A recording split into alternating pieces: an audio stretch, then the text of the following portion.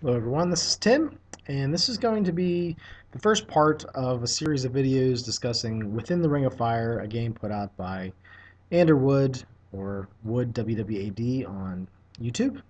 So a long time ago, these PDFs were given to me.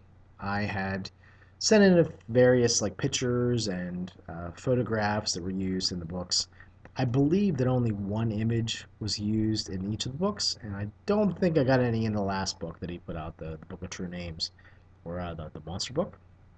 But I've been telling Ander for a while that I was going to do a review on these, and I've finally gotten a chance to carve out some time for myself. So yeah, without further ado, I just want to say that I was given these PDFs for free, but I'm going to go through and just talk about some of my thoughts, just some of the things that kind of jump out at me from these words written by Ander, our main man.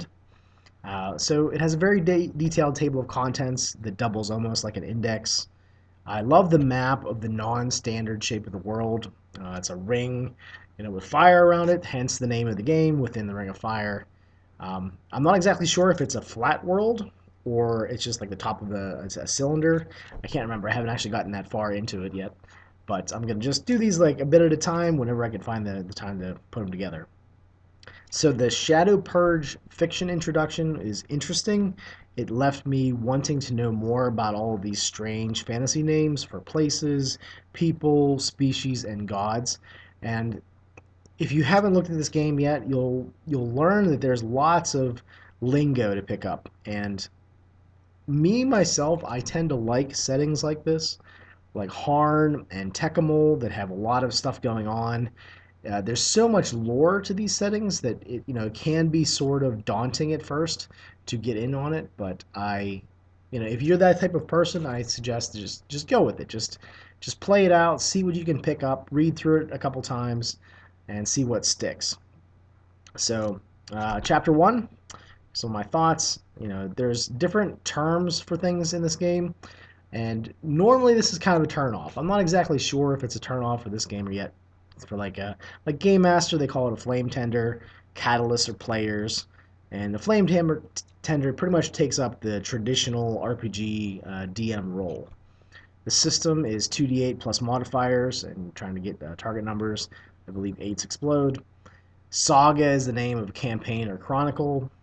Saga focus is the direction or theme of the saga that all catalysts should try to find a place within. So, like for example, like a crew of a ship, just something that you want to try to all work towards. Theme and focus sound familiar to me, but Anders says that the original ideas need not restrict the development of the rest of the saga. So it's mainly just a starting off point, and while you're supposed to keep that in mind, do your own thing as the campaign progresses.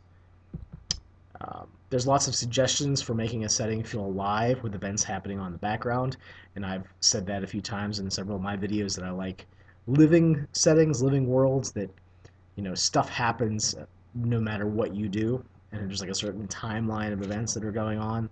You can interact with them or not, but there's going to be consequences for that, and I like that a lot. Embers are a name for NPCs. So there's some lingo, but it all sort of has flavor to it, kind of wrapped around like burning and fire embers. That's sort of flame tender. So it's kind of evocative. So I'm sort of divided on whether or not I like all the terms or not. But yeah, that's that. There's great points about player characters dealing with loss and how winning all the time saps success of joy or meaning, and I agree with that entirely. I like that he emphasizes change the rules to fit your style. I'm definitely in that camp. He talks about the power of saying no, and I greatly agree. I think sometimes you need to say no.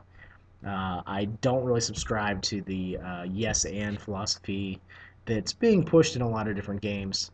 I can play those games, but it's not my preferred way of doing it. The setting, information on that. There's clouds that are enormous, semi-corporeal, bird-like spirits, and that's sort of just, like I read that and just really stuck in my head there.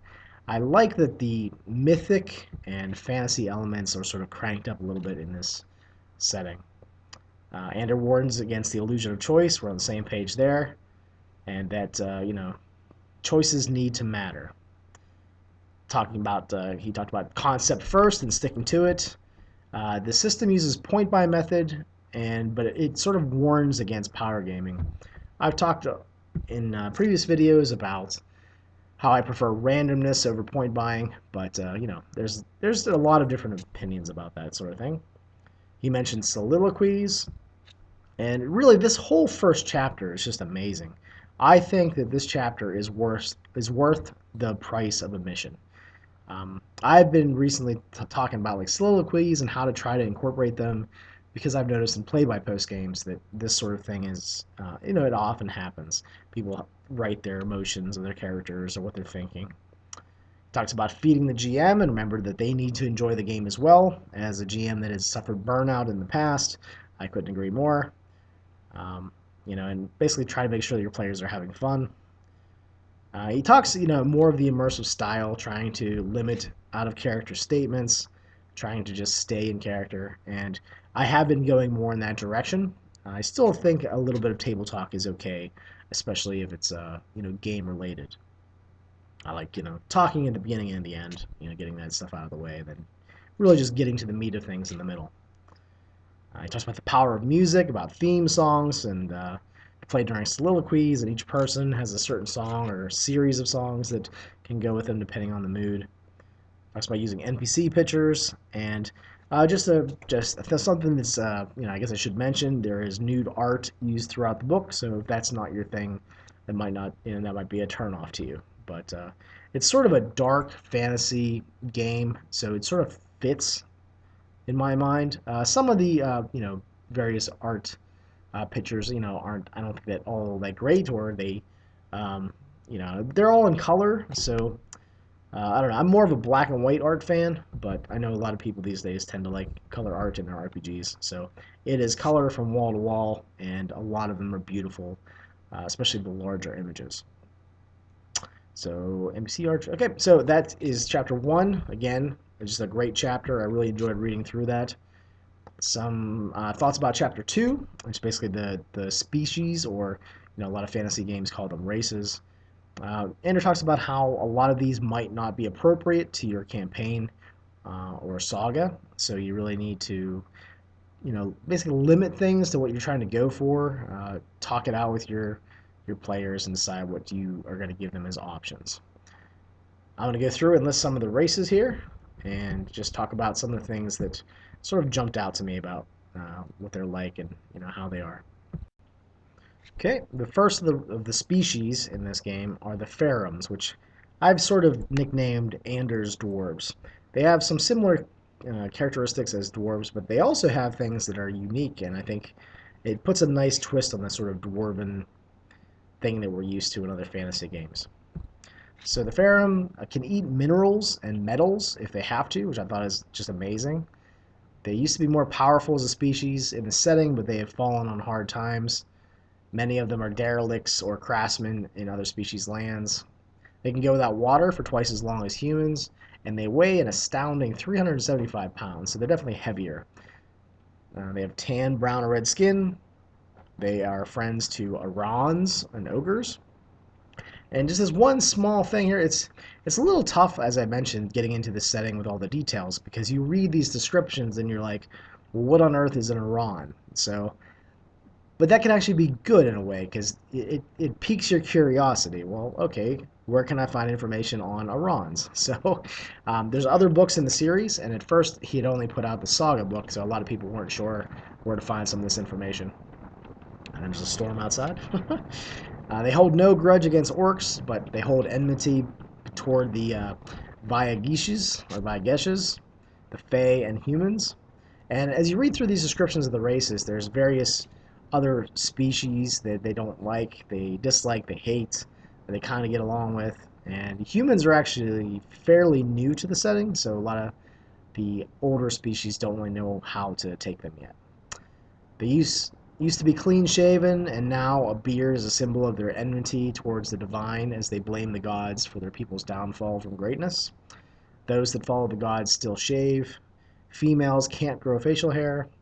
Their dead are placed in chambers where their flesh is consumed by decomposers, and then their bones are laid to rest in charnel houses. So again, there's just lots of cool little details that describe these races. They are a dying race. Women are prone to stillbirths. Ferrum/ogre breeding is possible, but the resulting Morats are sterile and then often deformed. Ferrum women crave salt and iron when pregnant. See, again, there's just cool little details in there. They are created from orc souls and the iron by Tahul, and they are the second oldest species. So I believe orcs are the first, but I have to read up on those. And nothing likes to eat them, so they aren't attacked ever to be food. And they have a weakness of being slow, they can't swim, and they have a piety of 4. There's other details about them, but those are the ones that stuck out to me. Like, for instance, their language, and a lot of the languages are based on the god that created them, so the language is Tahulian. And the one thing that was a little confusing about them, I guess this would be a negative for me, it says they have less water in their bodies and they take half damage from water draining rituals, but they can go twice as long without water. And again, that seems like conflicting, or I'm not really sure how that works, or maybe the mindset of like Andor when he was developing them. But I don't know, a little confused on that point. The Freyans, as I was going through this race, it was very interesting. There's lots of stuff that jumped out at me, so this one's kind of a long entry. This might be one of my favorite races that I've read so far. They are a mix of angels and fairies, being a blend of light and dream. They are calm and thoughtful people who attempt to master passion and to control oneself with the rational mind. They do a lot of meditating. Their culture has a strict matriarchal hierarchy, and respect towards one's betters is expected. Freyans honor their family heritage, and only females can hold titles. They hate and distrust trees, and they live for about 900 cycles. The Drottning, which is their queen, rules as a direct scion of Freya, who's the first Freyan. Their eldest daughter, as long as she has golden skin, we'll talk about that in a little bit, will be the next Drottning after the mother passes. And the Freyans were created by Dazazia, so that's kind of a wild name. All right, I think the reason that this race is the coolest one that I've read so far is their coloration based on the time of the day that they're born. So, and there's also an emphasis on, like if you're born towards noon, you are a Glodhar, which means chosen one. If you are born with the rest of the day, you're a Merkavas, and that means born with shadows. And Daga Takas are dawn touched, and they're born during the dawn. And these are sort of like cursed or tainted. They're not very trusted. They're sort of the lowest caste in the social hierarchy. And the Glodhars are at the top, given more preference.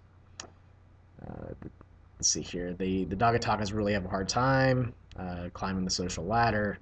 And their color of the skin is determined by their birth time. So if you're born at noon, you have more of a golden hue to your skin, and then you're more pale the further away you get from noon.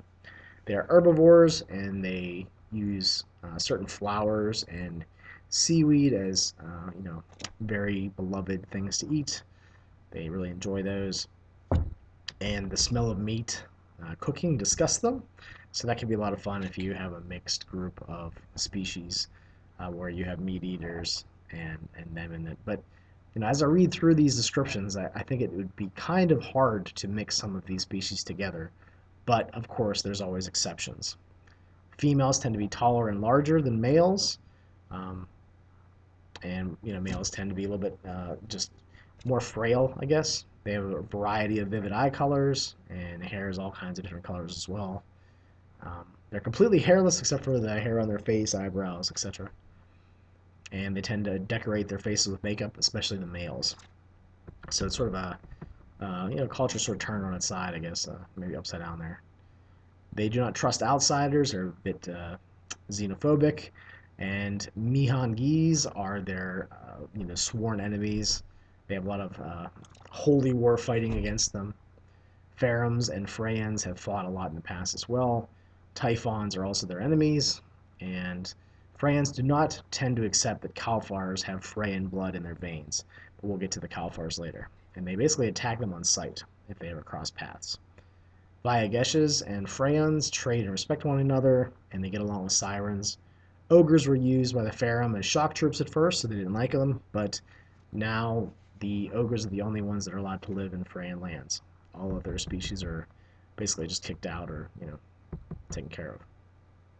Most of them live in Rudaland, the land of the sun, and they worship the gods of sun and air, Zansero, Phoenix, Dazazia, their creator deity, Igvale, Opiate, Cinder, Quilla Kalian, Valex, Fatash, and Ketetequez are also worshipped. They resent Tahul and despise Aramon, and Tahul, I think, is associated with the Farum, and Aramon is associated with the Wolf Fairies or the Mihangis. There's Ashgra, Elsam, and magic is deemed unclean. Men, however, use magic to try to gain some sort of power in this matriarchal society. Men are expected to stay virgins until they show up for their arranged marriages, and there is no divorce. Freyans can reproduce with ogres, but the children are sterile. Mentioned, I think, before, Freya was the first created Freyan, and they're natural created enemies of the Mihangis. That's what their god created them as. And the goddess that made them wants them to eradicate the Mihangis. They love gold and copper, but they see silver as associated with Tahul. Their language, again, is based on their divinity. Daza, see if I can pronounce this. Dazazais. They use their first names only, except for those who are descended from Freya, whose last name is Freya Dotor, or Dotir. Their faces light up when they're happy. There's this kind of a system in this that reminds me of Vampire the Masquerade, of ataraxia, that could lead to a character being temporarily shattered. Um, so there's like this system, like every day you have to roll. So I thought that was kind of a neat little mini game, I guess, associated with this species. And it's said to happen because they were created as a response to the Mihangis. They are hunted by the followers of Elsam, who try to steal the essence of their soul. And Tahulian blood iron greatly harms them, and they can't pass through doors of it, or if it's buried, they can't cross it. They see poorly in the night. And there's just a lot of interesting details about this race. As I'm going through these, what I think is most interesting is that I think it'd be a lot of fun to play each of these. There's lots of lore there to delve into. You can write background material as a player on these races. And it sort of sparks the imagination. It gets you thinking, well, okay, it says that, this is normally the case. So what would happen if I was a player character that didn't go along with that? Or, I'm in this matriarchal society as a man, how would that work? And so there's lots of cool things that can crop up as you're reading through this to inspire you to play, various characters of various species. And that's cool. The next section is humans, and they're called the Claymen. They live about 260 cycles, and I have to actually learn what a cycle is. I know it's the replacement for a year, but I think I believe it's 77 days based on the divinities. But again, I'm a newbie to Within the Ring of Fire, so give me a little bit of slack there. The humans are newly created, so they're the youngest race, but Ferums and Ogres already have poor relations with them. They are omnivorous. There's 12 ethnicities, but each ethnicity is broken down further into clan differences. And there's lots of details on the color of eyes, hair, skin, heraldry, symbol, etc. And each of them is associated with one of the days of the year because the god that made them gave them a little bit of the essence of each one of the gods. So that's really cool. I like that each one has a creation story. I like that there's so much religion blended into everything as well too. Again, it can be a little bit daunting at first, but it's cool. It makes you want to read up on 77 Thrones, which is the second book that was put out for Within the Ring of Fire. So that's going to be my next one that I review. They mainly worship Pelgan, but humans practice nearly every religion. Polygamy is the norm, as they were created by Pelgan to be basically, yeah, they each were created with 7 wives. So right from the start, that tradition was formed. And actually, I'm sorry, it's 76 tribes that were associated with that because I think some of the gods died. But again, there's just more details. I'm not sure about the setting. So the language for them is Pelganese, again, based on the god that created them. Next race is Kalfar. If you could sum them up, you'd use the word desperation. or perhaps survival instinct. They can be ruthless, selfish, paranoid, amoral. They don't trust anyone. They desire power and strength. Weakness and laziness are considered sins to them. They use slavery and have no problem with it. They'll even sell their own offspring into slavery. They live about 900 cycles. They have a strong entrepreneurial spirit. Sorry, I have a hard time pronouncing things. And they have a desire to destroy many of the other species, especially the older ones. They take insults very personally, and Darkling is considered a racial slur against them. And it's often used by the Freyans and the Mihangis, whose blood is mixed within them. When that mixing of Freya and Mihangi blood happened, they were sort of exiled and hated by the gods, and they dwell underneath the lands of the Mihangi and the Freyans. They rule by monarchy and royal family, but this is slowly being replaced by the rule of business and merchants. They eat fungus and pasta-like dishes, using the blood of rats, fish heads, insects, spiders, crabs. So they have a weird kind of diet. They have sort of glowing irises. They did have Fey heritage, but that has been removed by the gods. So that's kind of interesting, where they were once something, but now the gods have changed them. They're sort of cursed in that regard. The Kalfars make sure that they are clean, as they don't want to be associated with slaves. Fashion and style are very important, and this is often changing.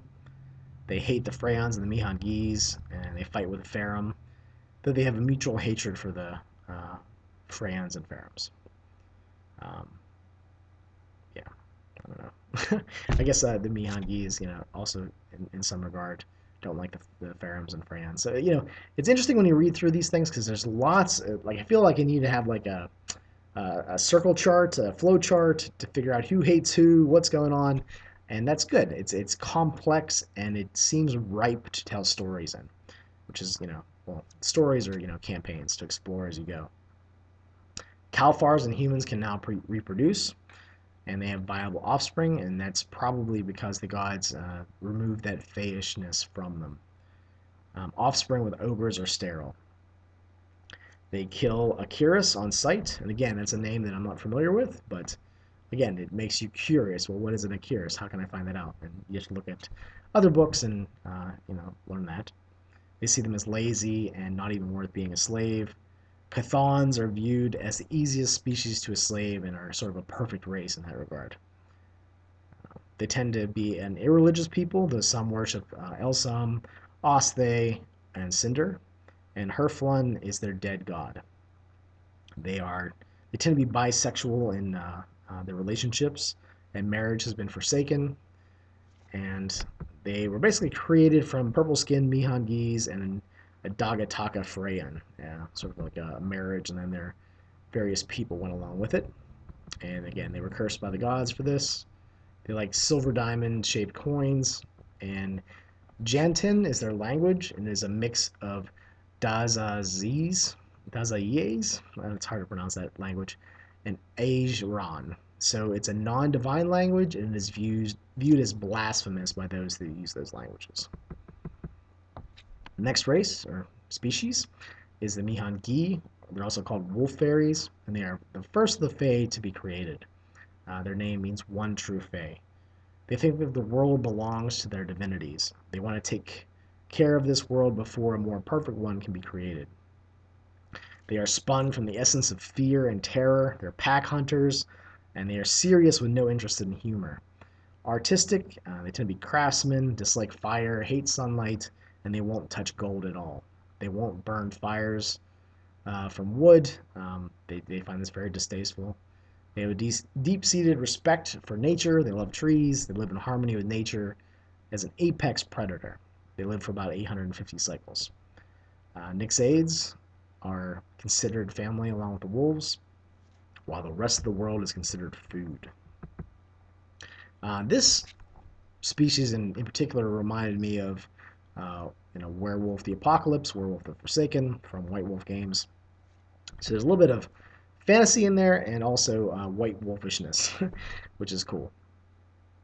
The tribe is considered to be everything, while the individual is considered nothing. So greed is a weakness, and there's 11 tribes of them, each ruled by a count or countess. Each one of these different tribes has a unique flavor, and at the very top there's a king and queen that rule over all of them. And the rulers tend to have a bit of Nixade blood in their veins, or just be a pure a Nixad, I guess. I don't know how to pronounce that exactly. And each count or countess is served by a hunt lord or hunt lady. They have a rite of passage in their 70th cycle. If they fail the second time at this, they're an outcast and stripped of all of their names. That could be a fun character to play. They are carnivores. They eat uncooked flesh. They drink blood. And they can taste fear and terror in their prey's blood, so they often torment them and tease them, torture them, just to bring out the flavor in the meat and the blood. Freyan blood is their favorite, and they call it Fey Wine. And Anders also done a novel with that title. And drinking this blood is nearly a sexual act for them. It's a potent aphrodisiac. They ingest insects which eat hallucinogenic mushrooms, so they do this for vision quests. The Mihangi are considered beautiful and seductive to the other species of the world, and they take advantage of this, especially if they're hungry. They have alabaster skin, and they're fey. They're thin and they're tall. They hate Freyons and despise Pharaohs. And Kalfars are killed on sight. They have recently started to have problems with humans as well. They seek to ensure the survival of their people and the annihilation of this imperfect incarnation of reality. They worship the gods of darkness, Azura, Aramon, Azi, Dahaka, man, it's hard to pronounce some things, and Opiate. Cinder, the mother of nymphs, is the only divinity of light and fire who is respected. Elsam is detested, but they are pleased that her servitors actively hunt Freyans. Magic is tolerated, and necromancy and witchcraft are often the most common practices performed. They are able to breed with Baoban Siths, dragons, although those are sterile. Kitsune, they're also sterile. Nymphs, ogres, that's also sterile, and satyr. The culture views Baoban Siths as food, so they're not allowed to marry them, and they only marry once and for life. Opiate and Age Ra are basically created the Mihangi. The concept of wealth is a foreign one to them because they believe in sharing everything. They own only what they can carry, and they eat only what they can hunt. Paying for food is sort of a sin to them. They don't. It's just That's not the way you're supposed to do things. The language is Ajran and rhythmic language. It's a rhythmic language that's prone to rhyming. Their tribe name came first, and then their personal name comes after. So again, it just emphasizes the tribe over the individual. They have powerful jaws with sharp teeth, and they take more damage from Tehulian blood iron, and light disorients them. I realize that this review is going to be quite lengthy if I continue to put as much detail in it as I have. So we'll see what I do with the second part. But thank you for watching. Hopefully you have been interested to see more information about Within the Ring of Fire. I'll put links down below so that you can pick up a PDF or get the print-on-demand version of it. So thank you, Ander, for the PDFs, and I'll see you all later.